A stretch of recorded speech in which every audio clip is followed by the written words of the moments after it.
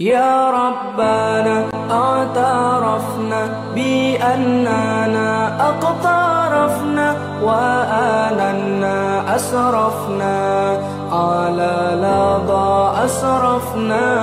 يا ربنا اعترفنا بأننا اقترفنا وآننا أسرفنا على لظى أسرفنا.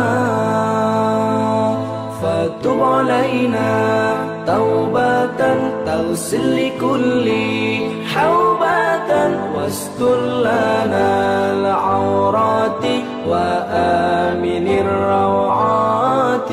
فتب علينا توبة تغسل لكل حوبة واستر لنا العورات وآمن الروعات. يا ربنا اعترفنا بأننا اقترفنا وآننا أسرفنا على لظى أسرفنا. يا ربنا اعترفنا بأننا اقترفنا وآننا أسرفنا على لظى أسرفنا. واغفر لوالدينا ربي ومولودينا والآل والإخوان وسائر الخلان. واغفر لوالدينا ربي ومولودينا والآل والإخوان وسائر الخلان. يا ربنا اعترفنا بأننا اقترفنا وآننا أسرفنا على لظى أسرفنا. يا ربنا اعترفنا بأننا اقترفنا وآننا أسرفنا على لظى أسرفنا. فضلا وجودا منا لا باكتساب منا بالمصطفى الرسول نحظى بكل سول. فضلا وجودا منا لا باكتساب منا بالمصطفى الرسول نحظى بكل سول. يا ربنا اعترفنا بأننا اقترفنا وآننا أسرفنا على لظى أسرفنا. يا ربنا اعترفنا بأننا اقترفنا وآننا أسرفنا. بسم الله الرحمن الرحيم. قد نعلم إنه ليحزنك الذي يقولون فإنهم لا يكذبونك ولكن الظالمين بآيات الله يجحدون. ولقد كذبت رسل من قبلك فصبروا على ما كذبوا وأوذوا حتى أتاهم نصرنا ولا مبدل لكلمات الله. ولقد جاءك من نبأ المرسلين وإن كان كبر عليك إعراضهم فإن استطعت أن تبتغي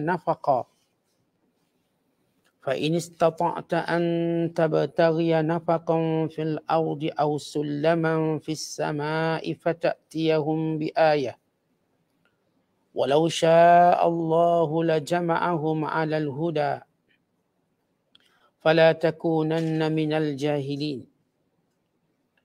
إنما يستجيب الذين يسمعون والموتى يبعثهم الله ثم إليه يرجعون. وقالوا لولا نزل عليه آية من ربه قل إن الله قادر على أن ينزل آية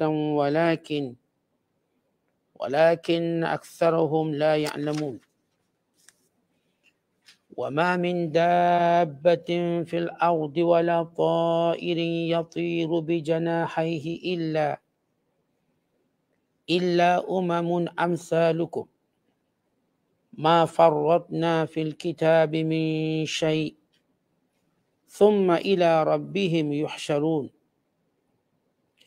والذين كذبوا بآياتنا صم وبكم في الظلمات من يشاء الله يضلله ومن يشاء يجعله على صراط مستقيم.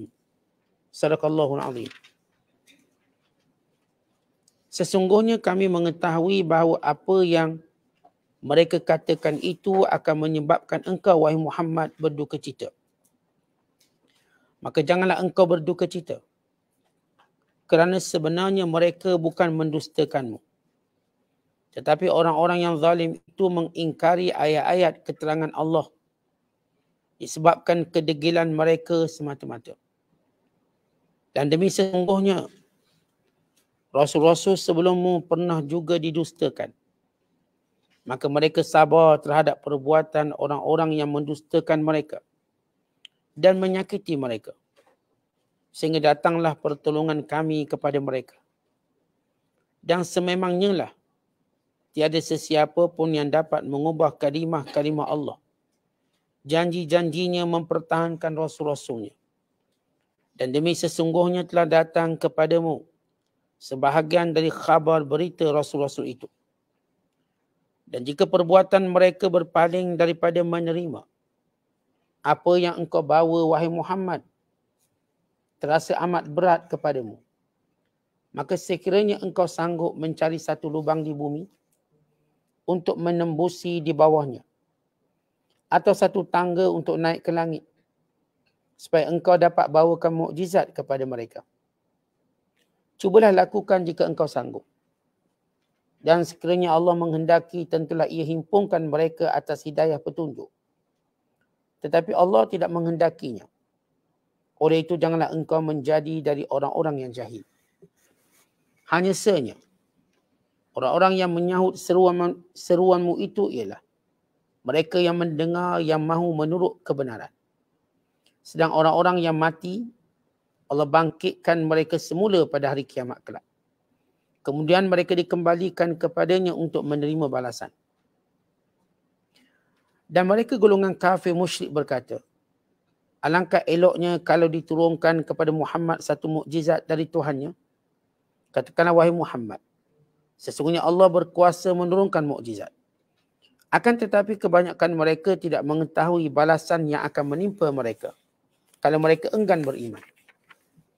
Dan tidak seekor pun binatang yang melata di bumi, dan tidak seekor pun burung yang terbang dengan kedua sayapnya, melainkan mereka umat-umat seperti kamu. Tiada kami tinggalkan sesuatu pun dalam kitab Al-Quran ini. Kemudian mereka semuanya akan dihimpunkan kepada Tuhan mereka untuk dihisap dan menerima balasan. Dan orang-orang yang mendustakan ayat-ayat keterangan kami, mereka adalah bisu dan tuli dalam gelap gelita. Sesiapa yang Allah kehendaki akan disesatkannya menurut peraturan tetapnya. Dan sesiapa yang ia kehendaki akan dijadikannya atas jalan yang betul lurus. Masih lagi dalam penafsiran suratul An'am, surah yang ke-6, pada juzuk yang ke-7, pada ayat yang ke-33 sehingga ayat 39. Bila Allah Ta'ala menjelaskan, qad na'lamu innahu, sesungguhnya kami mengetahui. Kami amat mengetahui, wahai Muhammad. Innahu, sesungguhnya pendustaan yang mereka lakukan kepada kamu, penolakan dakwah dan segala perangai mereka yang buruk terhadap dakwah yang kamu bentangkan pada mereka, yang kamu ajak mereka beriman. La yahzunuka, mendukacitakan kamu. Alladhi yaqulun, itu apa yang mereka katakan.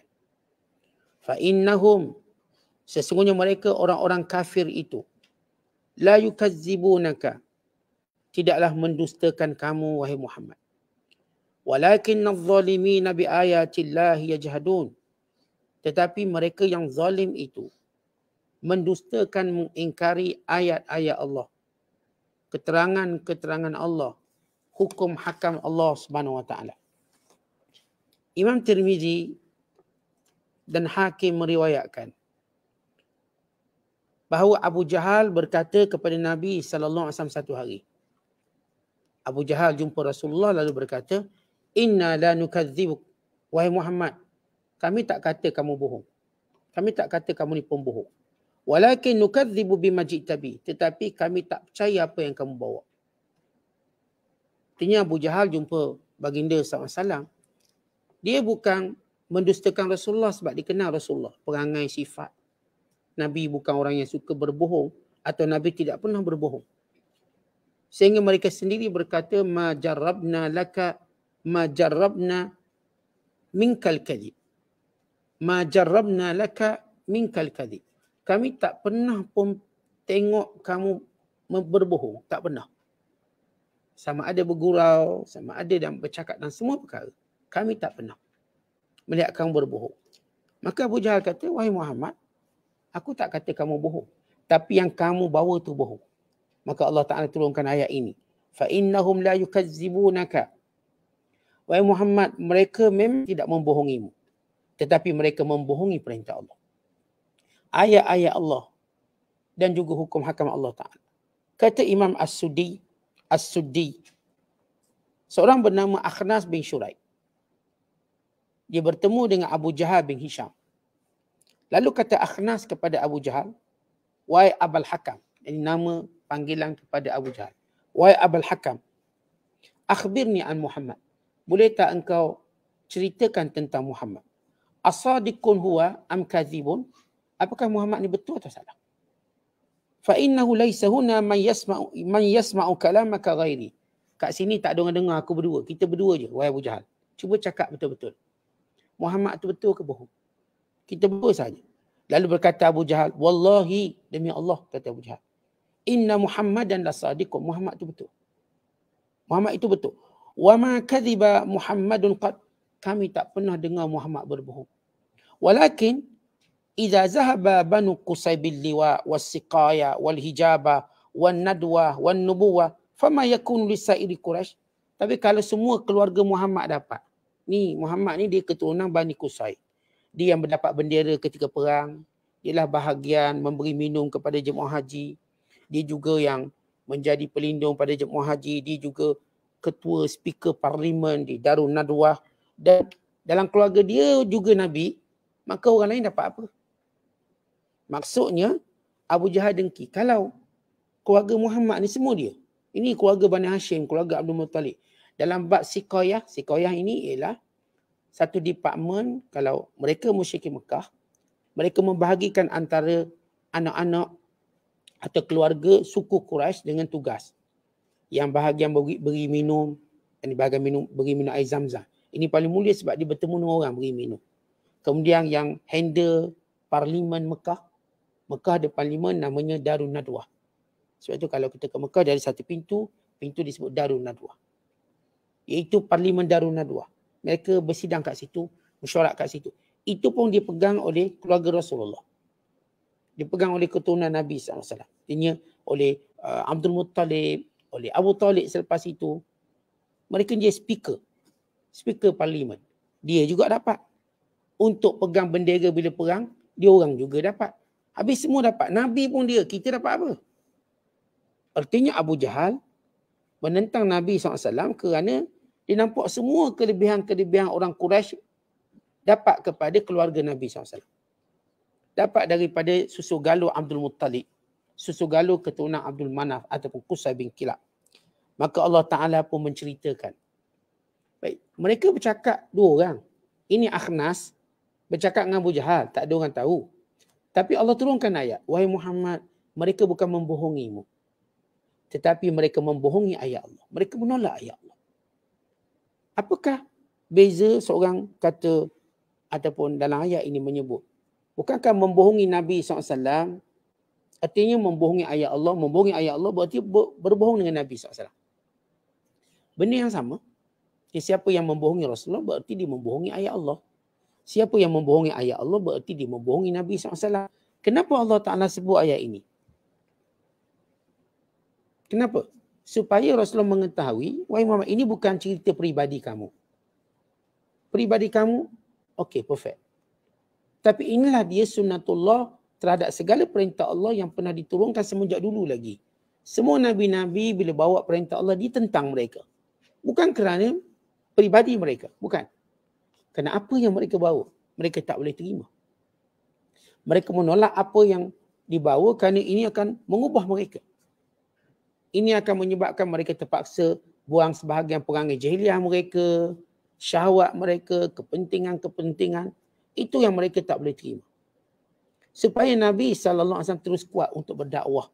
Ya kalaulah kita katakan kritikan itu pada peribadi Nabi SAW, ya Nabi patut rasa lemah. Tapi Rasulullah tak salah apa-apa. Dan kamu sedang menyampaikan perintah Allah. Dan kamu kena kuat untuk melaksanakan perintah Allah Ta'ala. Kerana itu kamu dilantik menjadi Nabi dan Rasul. Kata Muqatil, ayat ini juga turun kepada Haris bin Amir bin Naufal bin Abdul Manaf bin Qusay bin Kilab. Dia selalu mendustakan Rasulullah ketika mana depan-depan. Tetapi bila mana dia bersama keluarganya dalam rumah, dia kata Muhammad bukan bohong. Muhammad tak bohong. Dia memang cakap betul. Ada seorang namanya Haris. Dia ni kalau depan Rasulullah dia akan sound. Dia akan, kita katakan jerit lah depan Rasulullah. Bohong, bohong. Tapi bila dia balik rumah, cakap dengan isteri anak-anak, bang betul ke Muhammad tu bohong? Tak, Muhammad tu betul saja. Abang kata dia bohong. Muhammad itu orang betul. Dia cakap betul. Dia tak ada bohong apa-apa. Artinya Allah Ta'ala menurunkan ayat. Menceritakan dialog yang ataupun perkataan-perkataan orang musyrik Mekah terhadap Nabi SAW. Walau dialog mereka ni tak ada orang tahu. Mereka sesama mereka. Maka Allah membongkarkan. Wahai Muhammad, mereka tidak mendustakan kamu. Mereka mendustakan perintah Allah. Dan perintah Allah, kerana perintah Allah tu menyebabkan mereka kena berubah. Itu yang mereka tidak mahu. Kewujudan kamu tak ada masalah. Jadi kalau kamu, wahai Muhammad, tak cakap apa-apa tentang perintah Allah, kamu disukai. Kalau sekali kamu tak ajak apa-apa, kamu akan dicintai. Tapi bila kamu mengajak kepada perintah Allah, begitulah harga yang perlu dibayar kepada semua orang yang bawa perintah Allah. Mereka kena bersedia. Tapi kalau kita hidup ni, tak peduli perintah Allah, ya mungkin orang suka kita. Sebab kita akan buat ikut orang suka. Tetapi kerana Allah Ta'ala telah menjadikan peraturan di dunia ini, setiap hamba Allah mesti membawa perintah Allah. Bahkan waktu Allah memuji umat Muhammad kerana mereka ini kuntum khaira ummatin ukhrijat linnas ta'muruna bil ma'ruf wa tanhauna 'anil munkar wa tu'minuna billah. Kamu sebaik-baik umat yang Allah Ta'ala pilih. Kerana kamu menyuruh perkara yang baik, mencegah perkara yang munkar. Kalau umat Islam seluruh dunia, mereka ini bukanlah pembohong. Orang kafir semua tahu. Orang Islam bukan pengganas. Mereka tahu. Orang Islam bukanlah yang membawa peperangan. Mereka tahu sejarah panjang. Orang Islam bukanlah jenis bunuh orang. Ajaran Islam bukan jenis menganjurkan kepada, kita katakan, antisemiti atau sebagainya. Tidak. Bukan Islam ialah agama yang kita katakan anti pada resis. Mana-mana orang cuba resis, Islam menolak. Sehingga Rasulullah SAW melantik Bilal untuk menjadi muazzin Rasulullah. Bilal itu orang hitam, orang Habsyah. Rasulullah nak beritahu, nak isyar pada semua dunia yang hari ini mereka lakukan, kami menolak perkauman. Bukan Rasulullah SAW ini tidak resis, Nabi ini anti-resis. Ini satu istilah yang lebih keras. Artinya Nabi menolak sebarang bentuk orang yang cuba menjadikan ada manusia kelas yang kedua. Semua manusia ni sama. An-nasu sawasiyah. Manusia sama. Kata bila jadi muazzin Nabi SAW. Untuk isyar semua, tiada beza orang Arab dengan orang bukan Arab. Kerana bila bukan orang Arab. Dan tiada beza orang kulit merah, kulit putih dengan kulit hitam. Yang hari ni tuan-tuan, dunia barat masih lagi mencari-cari tentang persoalan berkaitan dengan orang kulit hitam. Mereka masih lagi menafikan hak orang kulit hitam di seluruh dunia. Walaupun orang kulit hitam main peranan penting dalam olahraga dan sebagainya. Di Amerika baik, di Britain baik. Masih kedengaran golongan-golongan yang agak resis. Agak resis. Islam dari awal mengisyarkan anti-resis. No resis.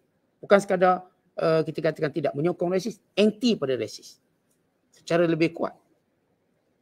Jadi mereka orang kafir tahu orang Islam bukanlah pembawa keganasan, tapi mereka benci pada ajaran yang dibawa oleh orang Islam. Suruh tutup aurat, itu yang mereka benci.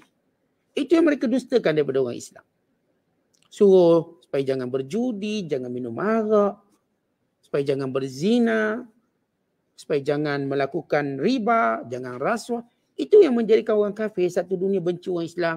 Dan macam mana mereka nak biar orang tak nampak mereka menolak qiyam insaniah ataupun nilai-nilai murni dalam orang Islam, mereka cuba reka satu benda, mereka jumpa Islam pengganas. Wah, tindakan mereka jauh berlipat kali ganda ganas yang mereka lakukan. Benda yang sama tentang baginda SAW. Bukan mereka menafikan kebaikan Rasulullah, tapi apa yang Nabi bawa. Tetapi kenapa benci dengan apa yang dibawa oleh Rasulullah, perintah Allah? Kerana lihat ada syaitan yang memang memusuhi perintah Allah, yang bimbang kalau hamba Allah ikut perintah Allah, mereka akan masuk syurga. Dan syaitan telah bersumpah dia dapat Allah akan sesatkan. Kan kita lihat bila sama ada zaman baginda sallallahu alaihi wasallam sehinggalah kepada zaman kita hari ini, penolakan Islam bukan kerana umat Islam, tapi kerana pegangan yang dibawa oleh orang Islam. Benda itu yang mereka tolak. Kenapa mereka tolak? Kerana syaitan yang ada dalam diri mereka. Hawa nafsu yang bermaharjala dalam diri mereka. Lalu mereka menganggap apa yang Islam ajar sebagai ortodok, sebagai pahaman kolot dan sebagainya. Walau mereka dengan akal yang mereka ada, tahu benda ni baik. Sebab itu kita dah sebut banyak kali. Apa yang Islam ajar benda tak baik. Islam ajar taat mak ayah. Derhaka mak ayah punca masuk neraka. Islam menjaga institusi rumah tangga. Isteri kena patuh pada suami. Apakah itu tidak baik? Sehingga kita lihat dunia barat, dunia orang kafir tidak mampu pertahankan rumah tangga mereka dan tempoh yang panjang. Sebab asas itu tidak ada, mentaati suami. Kerana mereka nak equal. Mereka nak kami ada kuasa sama dengan suami, kami boleh ceraikan suami kami. Tapi Islam mengajar tidak, untuk menjaga kerukunan rumah tangga. Suami mesti ditaati, mesti dihormati, mesti dipandang mulia. Kerana itu institusi rumah tangga dalam Islam masih kuat dan kukuh. Kerana alhamdulillah ramai para isteri memahami ketaatan pada suami. Syurga mereka pada redha suami mereka. Mereka tahu. Walaupun mereka berjabatan tinggi sekian-sekian, mereka tahu ini batasan mereka. Sama juga anak-anak tahu batasan dengan mak ayah. Tentang penderhakaan di negara orang kafir perkara biasa. Islam ajar. Even bercakap tinggi pun tak boleh. Kerana itu institusi keluarga kita kuat, utuh, kukuh. Itu yang mereka benci dalam Islam. Kerana mereka tak boleh buat mengikut hawa nafsu mereka. Mereka terpaksa mengikut hukum-hukum. Mereka terpaksa mengikut peraturan kerana mereka golongan yang cuba nak ikut hawa nafsu sebebas-bebasnya. Mereka nak berhibur sepuas-puasnya. Mereka nak bercakap apa saja mereka nak bercakap. Mereka nak bertindak itu, nak bertindak ini. Baik. Ini kita katakan permulaan ataupun apa yang Allah Ta'ala bongkarkan. Penipuan, pembangkangan mereka terhadap ajaran Islam. Bukan mereka menolak orang Islam atau umat Islam. Tapi selagi mana orang Islam bawa perintah Allah, mereka ditolak. Sebab itu mereka akan jadikan orang Islam ikut mereka. Allah sebut dalam Quran, "Walan tarda ankal yahud walan nasara hatta tattabi'a millatahum." Orang Yahudi dan orang Kristian takkan redha pada kamu sehingga kamu ikut mereka. Artinya mereka tak benci kita. Mereka benci apa yang kita bawa. Tapi kalau kita ikut mereka, mereka okey. Jadi kita ialah pejuang-pejuang agama Allah. Maka kita kena pegang benda walau kita dibenci. Kerana ini perintah Allah, kerana kita bimbang Allah benci akhirat kelak. Kalau Allah benci kita lagi bahaya, kerana kita akan berkesudahan kembali pada Allah. Kemudian Allah kata, "Walaqad kudzibat rusulun min qablika." Wahai Muhammad, semua nabi-nabi yang terdahulu daripada kamu, kudzibat, mereka juga didustakan. Nabi Nuh dikatakan gila, dikatakan bodoh. Bukan yang mengatakan Nabi Nuh ni gila, isterinya sendiri. Akhirnya isterinya dibinasakan bersama dengan orang yang binasa. Nabi Lut juga begitu. Walau Nabi Lut melawan kelompok homoseksual, lesbian. Ia bermula daripada homoseks. Bila perempuan-perempuan tidak jumpai pasangan, mereka akhirnya berseronok dengan pasangan masing-masing. Maka lesbian. Kalau orang tanya antara homoseks dengan lesbian mana dulu, homoseks dulu. Kerosakan ni lelaki dulu bawa, maka perempuan cuma ikut. Perempuan ni follow. Bila lelaki okey, perempuan okey. Dan semua benda sebab Allah menjadikan lelaki itu ketua. Dan kita dah belajar ataupun dah sebut bagaimana berlaku sejarah homoseksual. Syaitan berperanan, lalu lelaki-lelaki mula berminat sesama mereka, akhirnya perempuan-perempuan tidak punya pasangan mereka, lalu mereka cuba berseronok macam lelaki seronok, maka terciptalah lesbian, terjadilah lesbian. Akhirnya Nabi Lut menentang. Mereka tidak menolak kepribadian Nabi Lut. Nabi Lut orang baik. Mereka kata, Nabi Lut ini sebagai kaum mutatahharun, kaum yang suci. Tapi mereka minta Nabi Lut jangan lawan, jangan cuba menegur perbuatan mereka. Tapi Nabi Lut tahu inilah perintah Allah yang menjadi ujian. Sebab dunia ini ujian untuk kita melaksanakan perintah Allah. Dunia ini bukan kehidupan makan minum. Kehidupan untuk melaksanakan perintah Allah. Sebab dengan tu kita akan mengauk pahala dan mendapat syurga. Maka Nabi Lut berdakwah. Akhirnya yang mengkhianati Nabi Lut isterinya sendiri juga. Maka inilah kisah Nabi-Nabi dan Rasul terdahulu. Wahai Muhammad, kamu jangan sedih. Rasul-Rasul dahulu juga telah dibohongi oleh kaum mereka. Fasabaru. Mereka semua sabar. Alama kudzibu, atas pendustaan tersebut. Bukan sekadar mereka didustakan, wahai Muhammad. Wa'udhu, mereka disakiti. Sama ada disakiti dengan perkataan maki hamun secara peribadi, atau disakiti dengan cara memukul, bukan sampai peringkat membunuh. Yang kena pukul, yang kena bunuh. Macam kisah Yahya, kisah Zakaria alaihissalam. Ada nabi-nabi yang kita katakan di penjara, yang dikurung dan sebagainya. Ada sebagian nabi yang ditolak dalam perigi, ditutup perigi tadi. Dia mati kebuluran. Itu yang mereka lakukan. Wa'udhu. Mereka ini disakiti. Hatta atahum nasruna.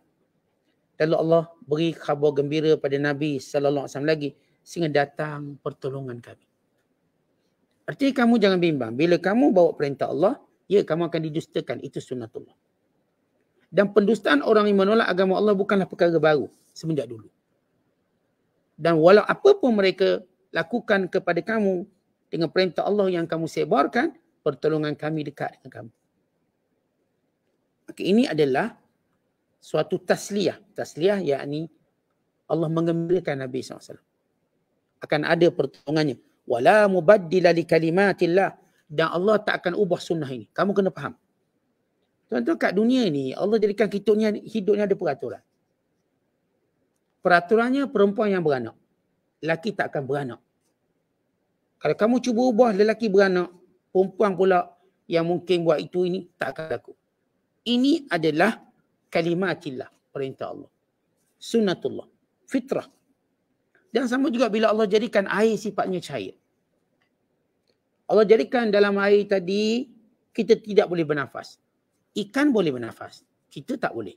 Sebab kita ada peraturan kita. Ikan ada peraturan ikan. Ikan boleh naik ke darat, dia pula tak boleh bernafas. Dia pula tak boleh bernafas. Demikian juga di udara. Ada yang boleh terbang, ada yang tak boleh terbang. Kita manusia, walau sehebat mana pun kita tak boleh terbang. Melainkan menggunakan alat, kapal terbang dan sebagainya. Nak terbang, nak guna kepok kita yang kecil ni, tak mungkin. Burung boleh terbang. Sebesar mana pun burung dia boleh terbang. Sekecil mana pun dia tu, itu namanya kalimatillah. Peraturan Allah, dia tak berubah. Namanya burung, terbang.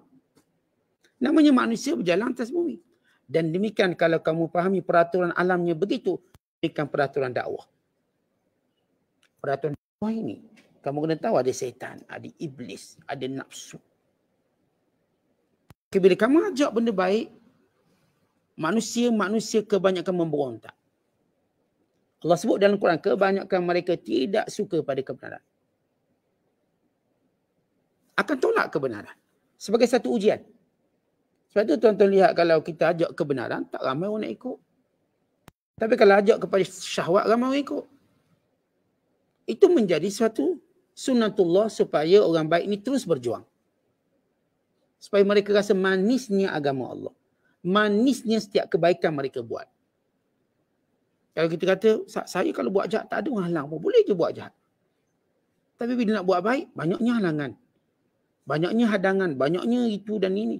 Itulah dia ujian Allah. Dan Allah takkan ubah ujian ini. Nabi-Nabi, kalaulah Rasulullah lahir zaman kita sekarang, pun sama akan didustakan. Kalau Rasulullah lahir sekarang, Nabi berdakwah sekarang, dengan segala, Nabi gunakan segala Facebook, IG dan sebagainya, Rasulullah kalau lahir sekarang, contoh, tetap akan didustakan oleh orang sekarang. Tetap akan ada orang munafik juga yang akan lawan Rasulullah. Tetap akan ada. Itu sunnatullah. Waktu lahir, Nabi dibangkitkan, kalangan orang Islam yang menentang Rasulullah, yang berpura-pura Islam, yang ini munafik. Yang lemah iman, yang berkerena, hanya sebahagian yang kuat iman yang pertahankan baginda SAW. Begitu Nabi lalui dakwahnya. Dan tempoh 13 tahun di Mekah, 10 tahun di Madinah. Tidak habis-habis Nabi menghadapinya supaya ini dipahami oleh semua makhluk Allah. Inilah sunnatullah. Kami kalau ajak isteri buat baik, diuji juga. Seorang bila manusia buat baik, diuji juga. Dia benda berubah. Benda baik bukan percuma. Ada baik.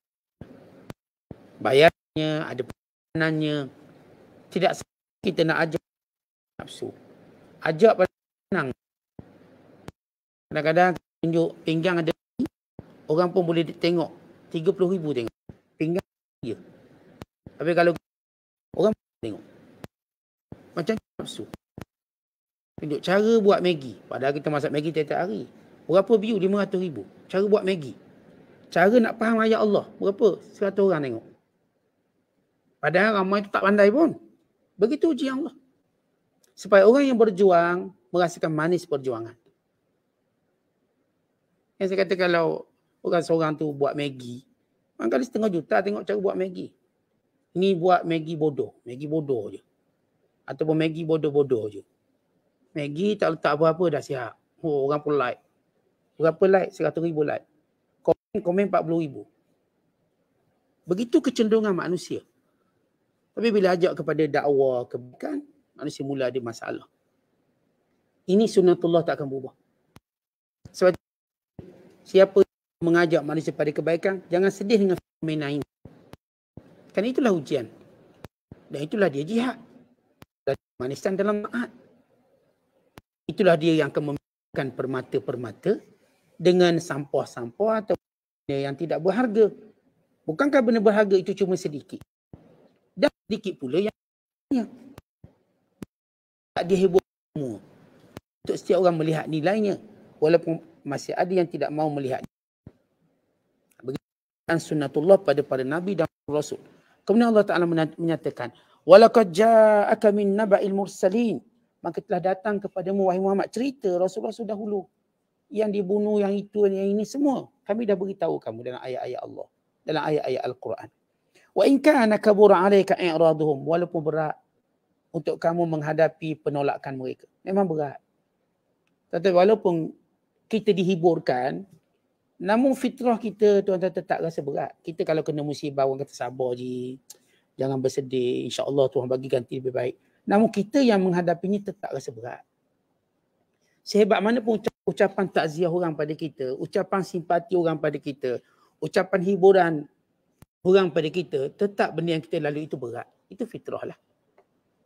Kalau kita kehilangan sesuatu, orang pun kata sabar je, insyaAllah Tuhan ganti lebih baik. Ya, kita anggap ya. Tapi hati kita tetap berat. Walaupun benda yang hilang tu kecil, hilang slipper misalnya. Sabar, insyaAllah Allah nak ganti lebih baik. Mungkin lepas ni ganti slipper yang lebih mahal dan sebagainya. Ya kita anggap, ya kita senyum. Tapi hati kita terasa. Sebab itu fitrah kita manusia. Kita tak mampu menyembunyikan bebanan masalah. Apa pun masalah, kecil sampai besar. Kerana Allah sebut dalam Quran, innal insana khuliqa halu'a. Manusia itu dijadikan sifatnya keluh kesah. Dan nikmat sikit je Allah Ta'ala tarik, kita memang rasa. Itu fitrah kita. Dan Allah Ta'ala sebut, walaupun berat, wahai Muhammad, kamu rasa penolakan. Sesudah kami hiburkan kamu, kamu masih rasa berat.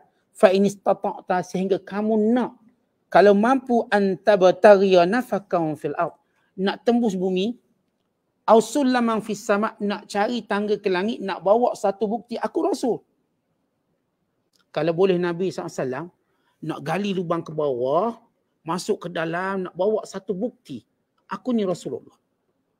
Atau kalau boleh nak naik ke langit, biar turun tangga kat langit, biar mereka tengok Nabi panjat langit, tanda dia Nabi dan Rasul. Rasulullah SAW kalau boleh nak menzahirkan semua bentuk mukjizat untuk orang kafir beriman, tapi Allah tidak izinkan.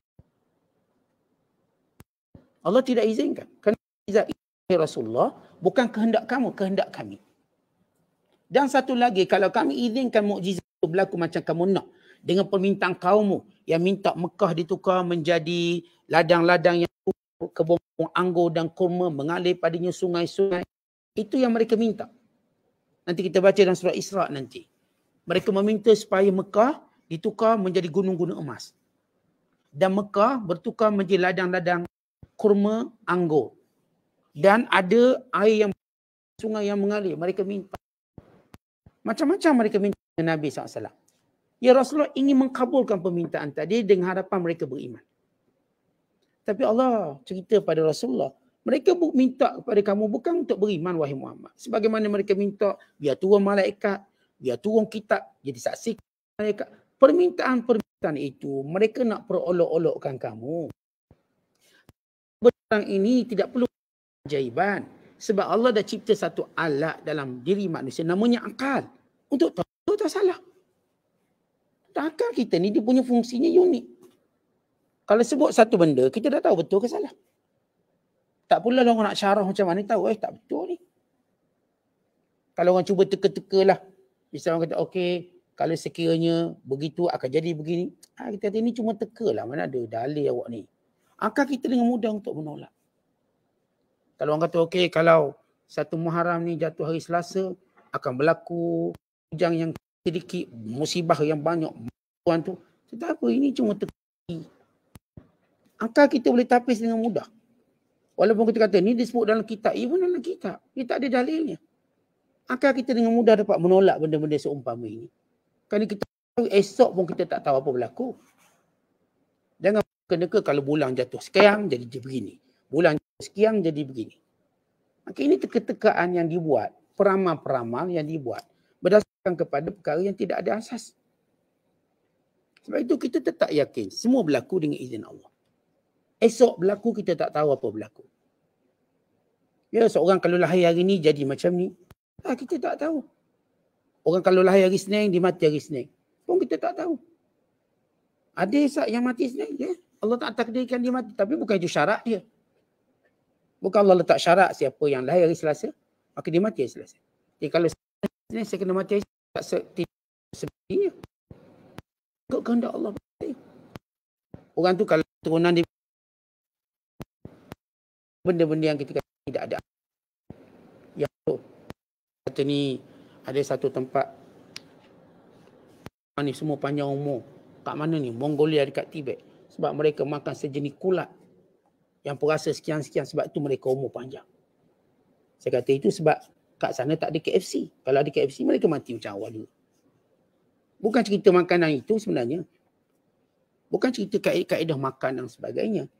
Bila sampai ajal ni, berlaku kematian. Kita tidak menolak sebab. Tetapi kita beriman pada hakikat. Hakikatnya ajal. Ya, kita tak menolak secara totally begitu. Tetapi kita beriman pada hakikat. Oh ia dengan izin Allah. Ia berlaku. Akidah itu tak akan berubah. Kalaupun COVID menyebabkan mati ribuan orang, kita tetap berakidah. Yang mematikan ialah ajal yang sampai. Ajal yang sampai. Tanpa kita menolak sebabnya. Tapi hakikat dengan izin Allah. Perkara seperti ini yang kita perlu faham dalam perjalanan akidah kita. Baik, bila baginda sallallahu alaihi wasallam nak memenuhi segala kehendak orang kafir supaya mereka beriman, Allah kata jangan. Itu bukan kehendak kami. Kerana kalau sekiranya mereka dapat semua, kata Allah pertama Allah sebut macam gini. Walau sya Allah, kalau Allah kehendaki, lama'ahum 'alal huda. Allah boleh Islamkan mereka semua. Jadikan mereka semua baik. Fala takunanna minal jahilin. Kamu jangan jadi orang jahil wahai Muhammad. Sebab ini sunnatullah. Semenjak dulu Allah tak pernah jadikan semua orang beriman. Sebagai satu ujian. Supaya mereka tahu nilai hidayah. Supaya mereka memohon kepada Allah. Tuan-tuan sekalian, kalau kita cakap tentang nilai hidayah yang mahal. Kita ambil contoh. Tak semua orang dapat memiliki dunia. Tak. Tapi itu orang yang memiliki dunia ni siapa? Mereka yang berusaha, mereka yang rajin. Dia karakter dia. Dia ada karakter. Tak semua orang dapat jawatan tinggi. Tak semua orang dapat masuk universiti. Atau dunia ni. Jangan kata Islam. Kita sebut universiti, tak semua orang boleh masuk universiti. Kenapa? Kerana orang manusia, dia ada karakter-karakter dia. Jadi orang minat belajar, minat periksa, begitu, begini, maka dia dapat. Yang tak minat, tak akan dapat. Baik, kalau dalam hal duniawi kita tahu ada, tak semua benda duniawi dapat semua. Ada yang dapat ni, ada yang dapat yang tu. Tetapi kalau dapat kerana apa? Mesti ada karakter dia. Apatah lagi hidayah yang mahal ini? Kalau Allah bagi percuma hidayah semua orang dapat, apa nilai hidayah? Dan apa faedah diutuskan Rasul dan Nabi? Apa faedahnya? Tak ada apa faedah. Maka hidayah bagi orang yang nak. Hidayah bagi orang yang berusaha bersungguh-sungguh untuk mendapatkannya. Dan bila Allah Ta'ala tidak jadikan semua orang beriman, yang saya sebut asas pertama, kerana ini adalah sunnatullah, peraturan Allah. Bukan peraturan itu juga pada perkara duniawi. Tak semua orang dapat milik benda itu. Kalau kita seorang beli kereta, orang lain tak mampu beli kereta. Sebab apa? Dia tak ada syarat tu. Kita pula ada syarat ni. Tak semua orang dapat loan bank. Yang ni dapat, yang ni tak dapat. Yang tak dapat kenapa? Dia tak cukup syarat. Cukupkan syarat. Maka kamu dapat. Artinya celaan pada kita sendiri yang tak cukup syarat. Maka beriman. Ya. Allah beri nilai iman ni pada yang cukup syarat. Yang bersungguh, yang berdoa pada Allah, yang meminta pada Allah. Yang melazimi perintah Allah. Yang mengikuti perintah Nabi dan Rasul. Kalau itu kata, kalau kami kendaki, kami boleh jadikan semua dalam petunjuk. Tapi ini sunnatullah kami, peraturan kami. Hai Muhammad, kalau sekiranya kami beri setiap mukjizat yang kamu nak, mereka juga sebab permintaan dia bukan sebab untuk beriman, permainkan kamu. Semenjak dulu lagi kisah mereka yang meminta unta daripada Nabi Soleh. Mereka minta pelbagai mukjizat daripada Nabi Lut, daripada Nabi Hud, daripada semua Nabi-Nabi mereka minta. Nabi Musa, ini Nabi Musa dengan segala keajaiban, mereka tetap tidak mahu beriman dengan Nabi Musa dan tak nak ikut Nabi Musa senang. Dengan Firaun dikalahkan, laut terbelah, mereka tetap adab dengan Nabi Musa. Dengan tongkat bertukar jadi ular, dengan serangan belalang, katak, darah, kutu kepada empayar Firaun sehingga roboh, runtuh, sehingga mereka terhina. Bagaimana watak Bani Israel? Sama. Tetap biadab dengan Allah dan biadab. Jadi cerita orang Mekah ataupun cerita musyrik Mekah tak ada bezanya dengan orang-orang Yahudi. Dan cerita orang hari ni yang kalau nak kebenaran mesti nak tengok benda tu, nak tengok benda ni, ceritanya sama. Ada kata saya tak nak semayang, melainkan kalau ada orang dalam kubur tu hidup beritahu, semayang ni bagus. Barulah saya semayang. Kata orang ni bukan nak betul pun. Kalau sekiranya bangun orang kubur cerita, dia tetap kata dia tak akan solat. Lepas tu dia minta orang lain pula bangun dalam kubur. Sampailah dia masuk kubur, baru dia percaya. Begitu perangai manusia. Sebab tu Allah sebut, ini sunnatullah dalam memahami perangai manusia. Dan kita akan lihat nanti bagaimana Allah menceritakan manusia terbagi pada golongan yang mendengar dakwah, bukan yang tidak mendengar bagaikan mayat dan bangkai. Yang tidak memberi manfaat telinga, panca indera mereka kerana mereka tidak mahu mendengar kebenaran. Wallahu a'lam bishawab. Assalamualaikum.